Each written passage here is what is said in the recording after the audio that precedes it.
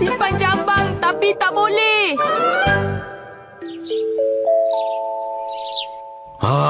Dah panjang lah. Papa. Ha?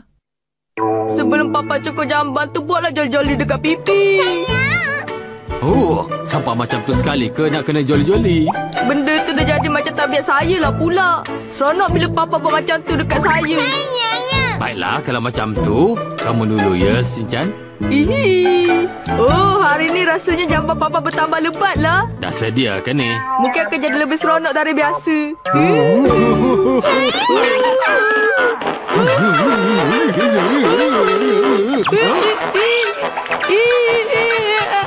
Apa yang tak kena dengan jambang Papa tu? Biasalah, jambang ni kan dah lebat. Tadi nak sangat. Apa yang berlaku? Kenapa bising-bising ni? Taklah, skinship anak beranak je. Apa skinship? Tengoklah sampai jadi macam ni bila Papa buat joli-joli dekat pipi saya. Nampak memang dah lebat lah jambang abang ni. Semalam abang sibuk sangat. Tak ada masa nak bercukur di pejabat. Malam pula balik dari minum terus saja masuk tidur. Habis tu semalam abang memang tak bercukur lah ya? Awak ni pun tak payah nak tinggikan suara tu. Dah cepatlah pergi bercukur. Sinchan, kamu kena hati-hati sikit tau. Jambang Papa yang panjang tu lagi bahaya dari stoki Papa yang busuk tu. Ya. Teruk sangat ke jambang saya ni. Lain kali abang janganlah buat lagi ya. Yalah.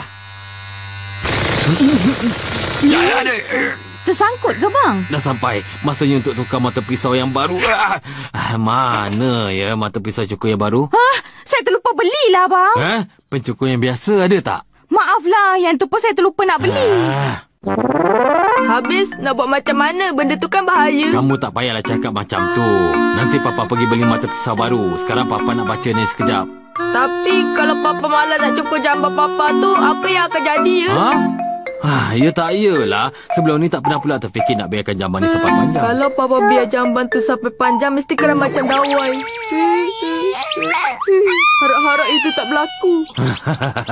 Sekali-sekala kalau biarkan panjang pun mungkin menarik juga. Mari lakukan. Seronoknya bila dapat buat macam ni dengan Papa. Mama pun nak ke?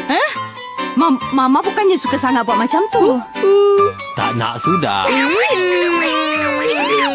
Abang, nanti giliran saya ya. Gulu.